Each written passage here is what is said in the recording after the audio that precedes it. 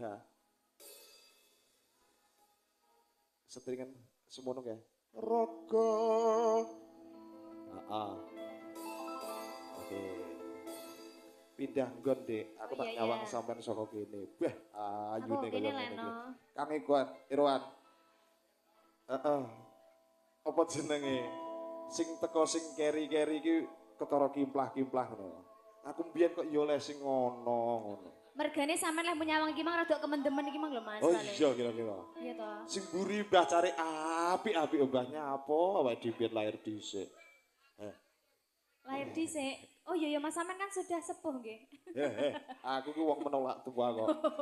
Kang bocil orangnya siji ya Mas. Heeh, semono mang Mas.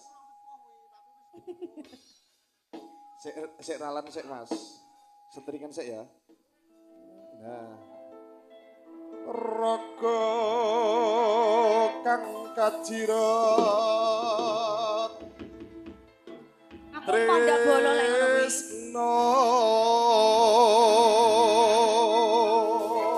Yo wis jo ketok karo iki yo. Heeh.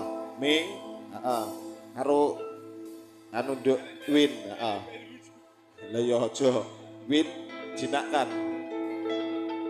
Tinalita liing jiwa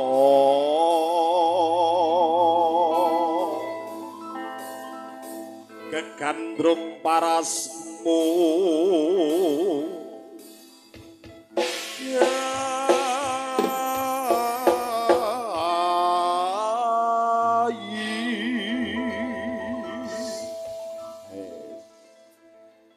tenan rasane. Abot. Cidra.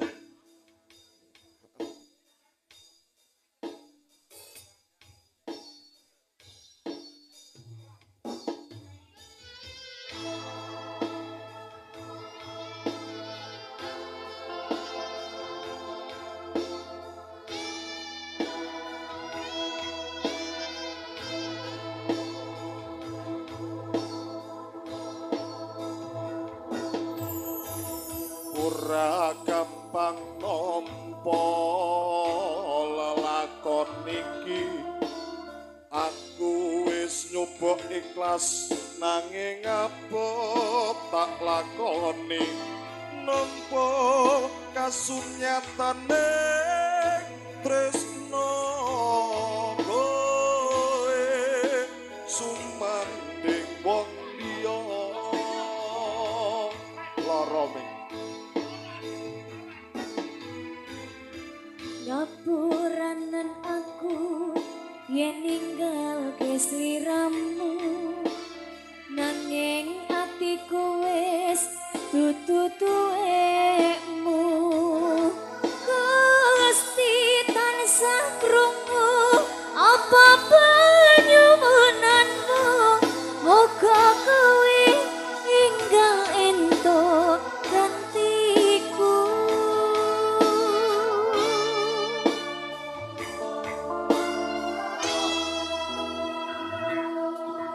ati turung lila kowe nyanding wong liya apa iki kasunyatan sing tak tampa bebasane kembang mekar ono ing ati nanging dudu agung sing duweni Wis cukup lalekno timbang atimu lara merga rasa tresno ora bisa dipaksa atiku percaya yen kowe pasti bisa nglilakake aku sumanding wong liya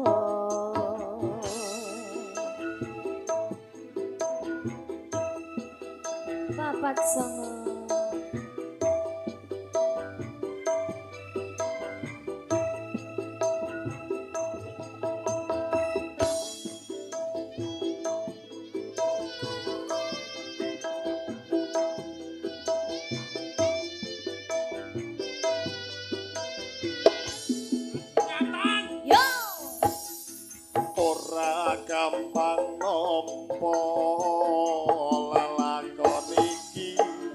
Aku wis nyoba ikhlas nanging apa tak lakoni nempo kasunyatan ning tresno kowe cuma ning wong liya ngapuranen aku yen ninggal kesliramu nanging atiku wis tutu tuwekmu Gusti tansah krungu apa-apa nyuwunanmu muga kowe enggal ento gantiku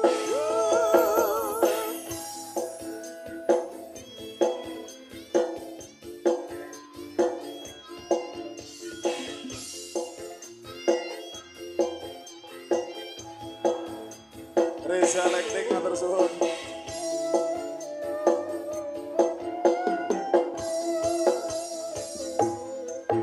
Ati durung lilo kowe nyanding wong liya apa iki kasunyatan sing tak tampa bebasane kembang mekar ana ing ati nanging dudu agung sing duweni wis cukup lalekno timbang atimu lara mergo rasa tresno bisa dipaksa atiku percaya yen kowe mesti bisa nilakake aku sumande wong liya aturan kowe kepisahake tresno wis sampun Dik ya. Terima kasih banyak Mas Agung.